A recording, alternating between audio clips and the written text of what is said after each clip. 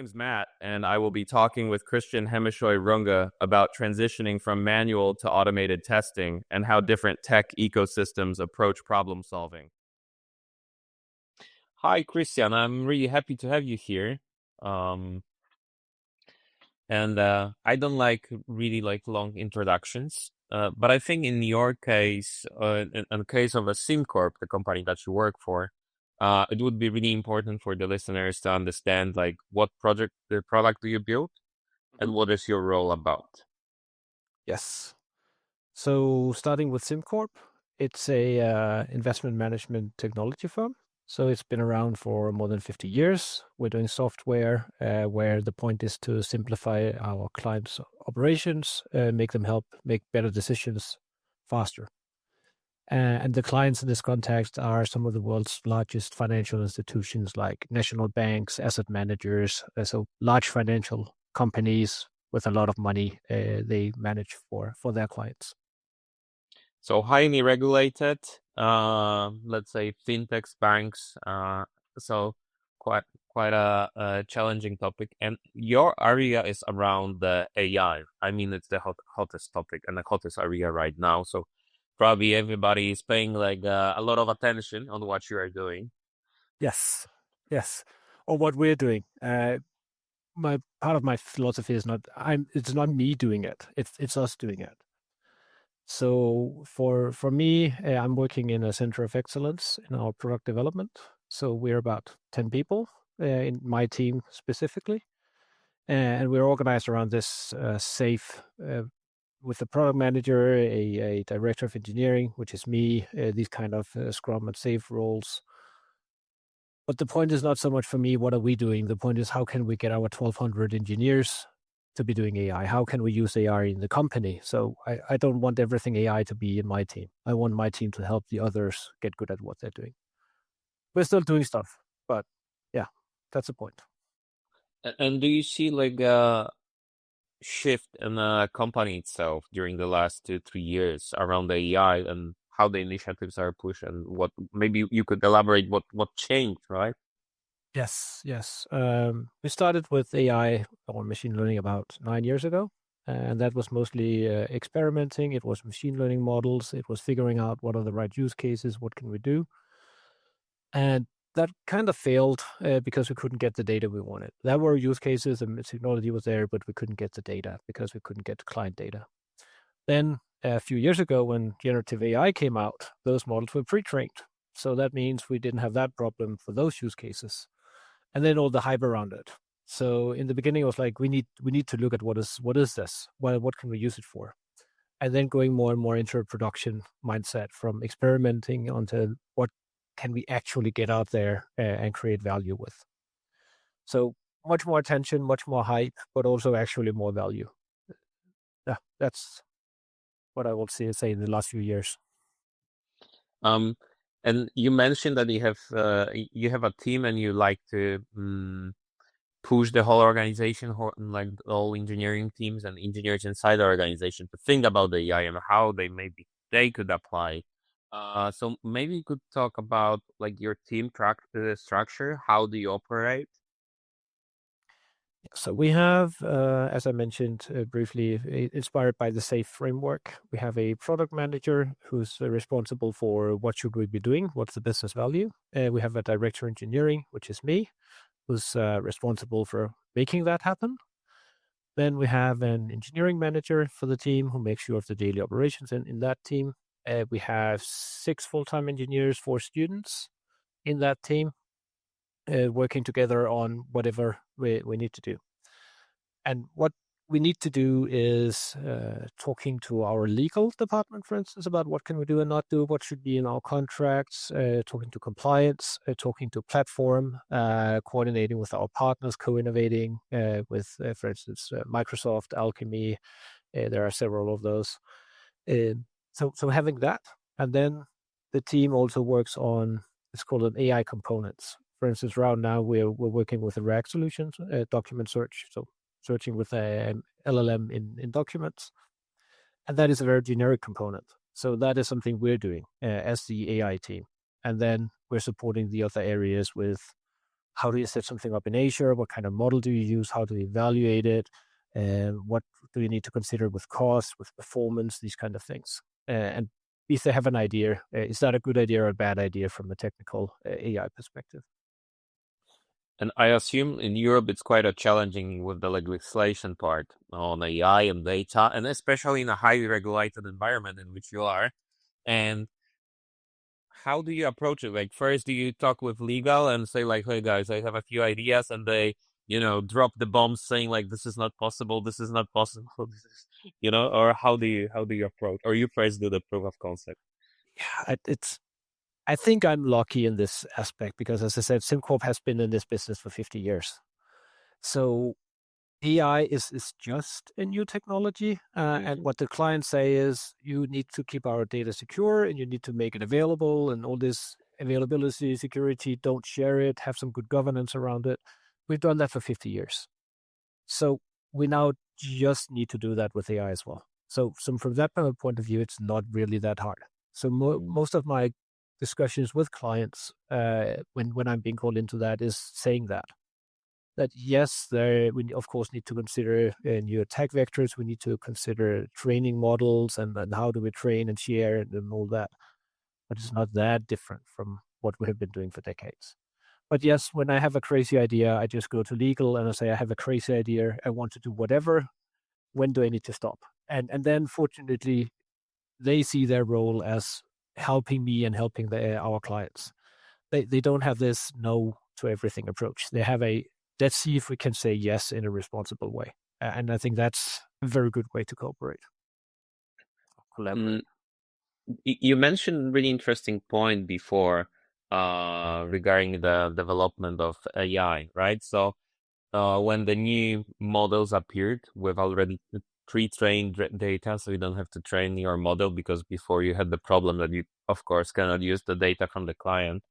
But do you see some changes in this area that there are already some closed environments where you can feed the models with the data and create something big? Because this is a huge thing, right? If you have the model trained around the data which client is using or you are personally using inside the organization. I think there are different use cases. There are the easy ones, like usually you and me using ChatGPT for something, and then you don't need to train because it's really good enough to do that.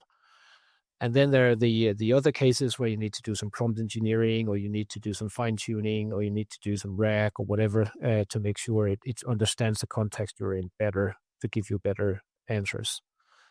And then I think we should also not forget about the machine learning models, because generative AI, yes, that's a hype, that's cool, that can do all these fancy new stuff. But a lot of what we want to do, like also outlier detection, seeing patterns in things, that is machine learning, and that is far more efficient and it's better at it. So we should not discount these use cases. And they can be combined. For instance, you ask something in natural language that's processed by the LLM. What you're trying to do is an outlier detection that is routed to a machine learning model, and then in combination, they give you a good answer. And regarding SimCorp itself and AI initiative and machine learning initiative, because you mentioned new technologies and AI, let's say it's one of those new things that you use and need to validate with legal team. And during the last 3-4 years, the AI and machine learning went to mainstream all in with the open AI, right? But I recall my studies when I was doing my master's, and it was 15 years ago. We already, 15 years or 17 years ago, we already were working in machine learning and AI, and back then it was there, right? And I'm wondering, at the SimCorp, probably you explore some different solutions around the AI and machine learning for quite a while, right? So this is not very new topic to you. I wanted to ask, when you look inside the organization, do you see a huge, this huge leap in the last 3 years regarding development of AI inside the organization? I'm not talking about the market, but inside the organization. Yes, because things are that hyped, and when market says things like this is going to revolutionize the way we work, and jobs are not going to be the same in 3 years, and stuff like that. People who are interested in technology listen, but also business leaders. They go, oh, I need to figure out what is this about. So it has been a lot of this, what is this about approach. So saying, okay, it's going to revolutionize the market, it's going to revolutionize what we're doing. How? Show me. Let me try it out. Let me start up ChatGPT or Microsoft Copilot as we're using. What can it do? What can it not do? What does that mean for my use cases? Let's make an experiment. The things we believe in, let's build it in a simple version. Let's give it to our clients, because then they can see for themselves, what is that? Is that a good idea? Is it a bad idea? What does it cost to operate? And I think a lot of our product areas have started doing that. And we have now an AI board. We have the Center of Excellence I'm in. Legal is engaged in it. Our compliance department is engaged in it. So I think there's a lot more senior management is engaged in that. So I think there's a lot more traction, a lot more interest in it. So it's not just a mathematical component in the far back end anymore. It has a lot more attention. And how about the goals for this year, next year, or upcoming years regarding AI implementation? Yeah, the way we see it, we have kind of 3 legs. So we have internal efficiency, so making ourselves work more efficiently. So that's things like GitHub Copilot, for instance, we're using that. Microsoft M365 Copilot, these kind of solutions where we buy something and we use it internally or build something. Then we have in our interactions with clients, that's our another leg, like support cases. When a client has a blog or a question or whatever, can we process that faster and better? And we now have built solutions for that as well. And then in the product, so basically, how can we make our clients more efficient and better and make better decisions? So what we're focusing on is a client part. Again, we're not discounting the others, but we're saying, okay, clients is the main focus, at least for now. And I think we were really lucky actually a few years ago, because we decided that what we have this big platform, end-to-end platform that is actually quite complex, is maybe the right word, or at least big. And we're building a new user interface for that. And when we started doing that in earnest, LLMs came around. So we can build that into the way we build the new user interface. So instead of patching it on to something we did 20 years ago, we can actually build it in from the start. So that is what we're doing. We're building this Copilot approach to this new user interface, and say right now it's you can ask a question and it answers. And then the next step would be things like actually doing things for you, like running simulations or whatever. So you ask it to do something and it does that in the system. A next step from that would be more autonomous agents, maybe not a fully autonomous agents, but maybe you can tell, I'm considering investing in, I don't know, Microsoft. What is the sentiment? And then it tells you it's a positive one.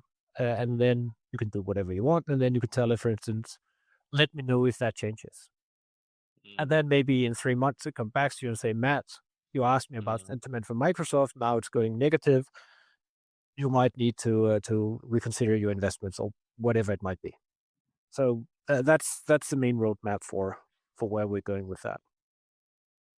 And how do you see, like, what is your personal opinion on the AI in 5-10 years?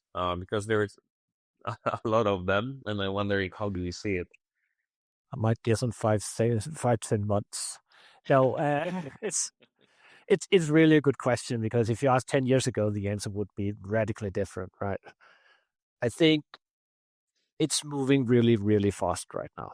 And some of the industry experts, like Sam Altman and people like him, say we will have agents in 25. So AI agents that can work alongside team members in your teams. So they can be, for instance, a developer like this year. And then they're talking about artificial general intelligence, maybe this year, maybe in a few years, and maybe super intelligence by the end of the decade. So, I mean, that's one end of the spectrum. Then I talked to some people who are doing research in universities, and they're saying, nah, There are so many things that these models can't do. There are limitations to their architecture. Yes, they can do impressive things, but try asking them simple questions and they just fail. So maybe, but maybe not. So I think the truth is somewhere in between. And I think what we need to do is to keep an eye on it. So don't just lean back and say, oh, whatever, this AI is probably going away. But boot up an LLM, see what it can do, start using Copilot or ChatGPT or Gemini or whatever. Consider what are you doing in your job? How can AI help you do that? And then play with it. See for yourself what can it do. I think that's probably the best advice I would give. Which is also again coming back to what we're doing as an organization. So start doing it because then you know what's it about, and if it really goes bananas in 2 years, you're more prepared because you know what is it about. And there, I think the users of the system are really important because they are paying your bills usually, right? Um, and I'm wondering, in your case, how do you get those problems? How do you talk to the users? How do you approach testing your solutions with the users? Yeah, that's not so much an AI question as it's how do you run your business question. And that is actually a challenge with the size we have because we're about 3,500 people in different product areas. Some are people in sales, some are in support, some are consultancy, some are development.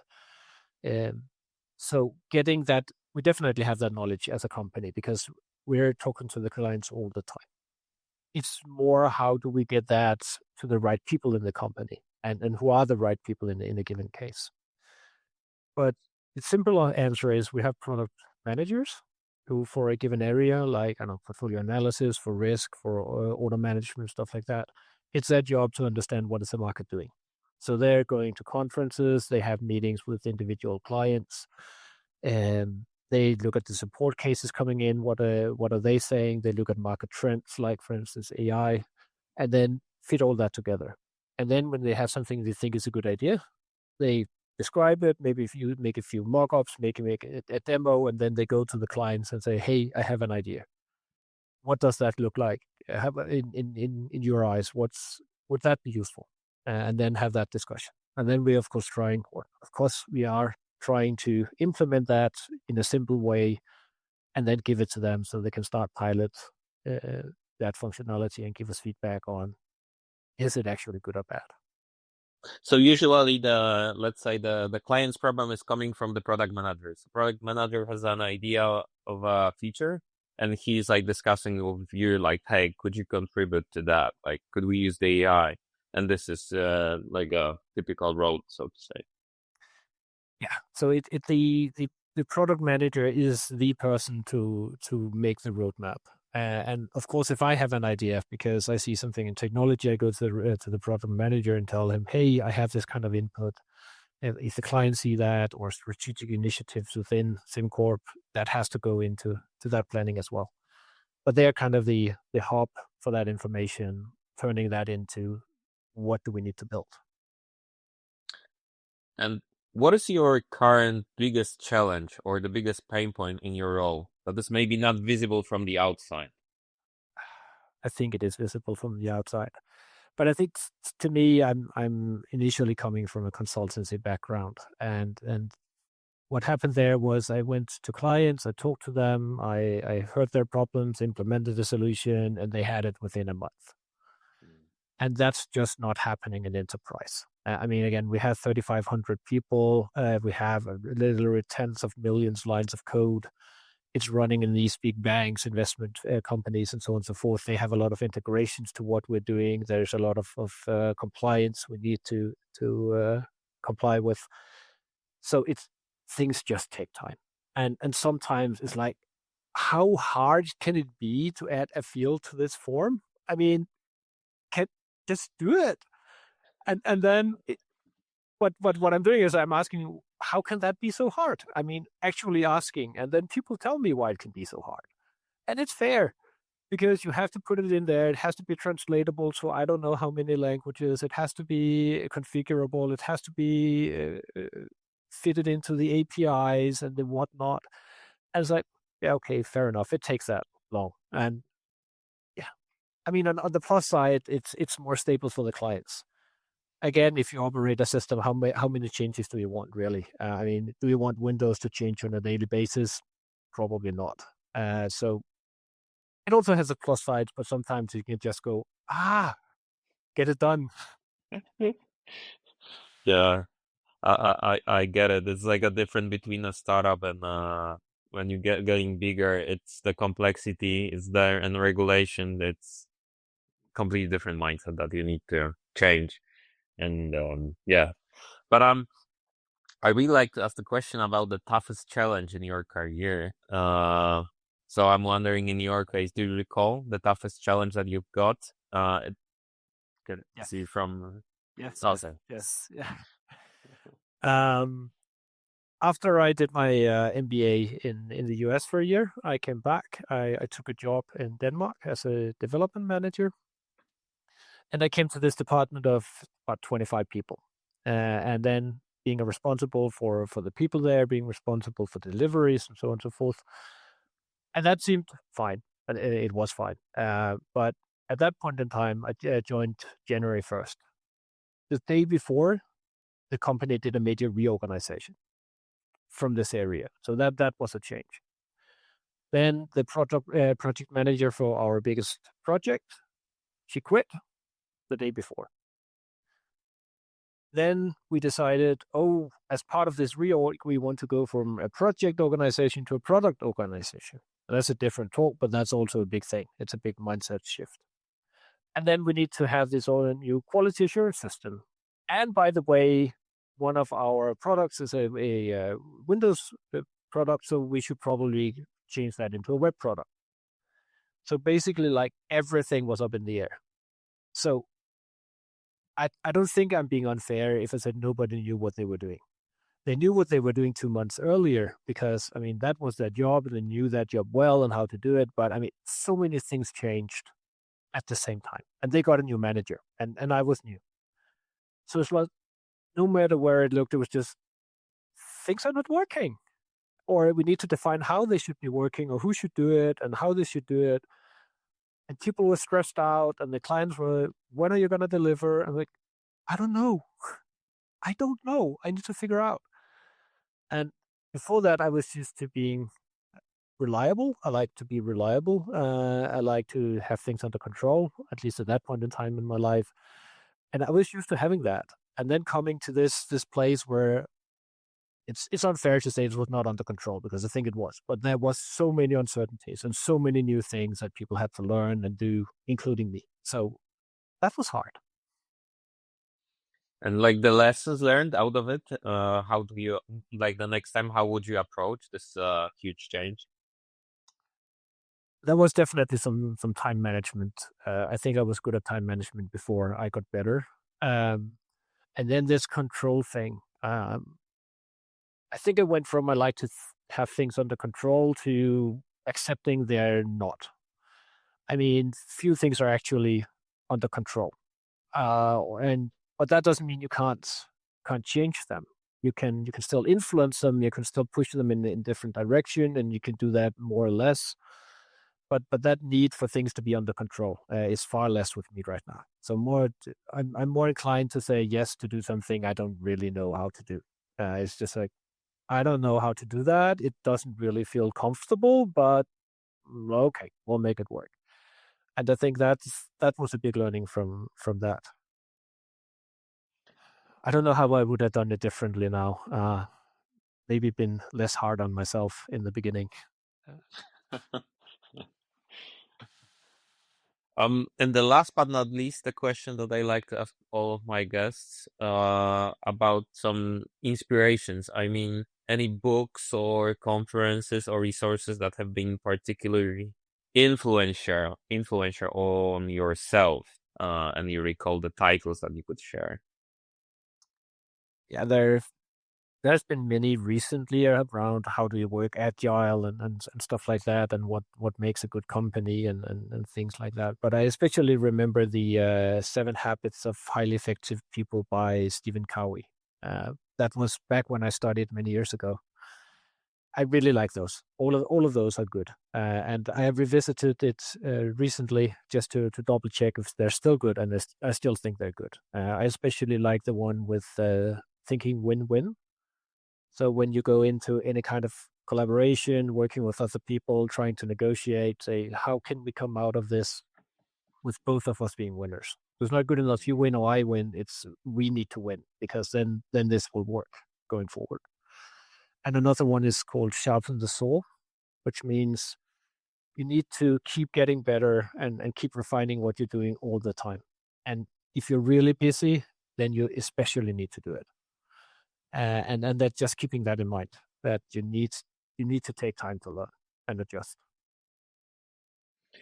Awesome. Christian, thank you so much for the conversation. I think most of our topics today were around the AI, but it is a really valid thing, and especially important, I think, for the listeners to understand how the bigger enterprises are approaching it. So thanks for your thoughts, and thanks for your time. Thank you so much for today. Sure, you too. Follow Matt and Leszek on LinkedIn.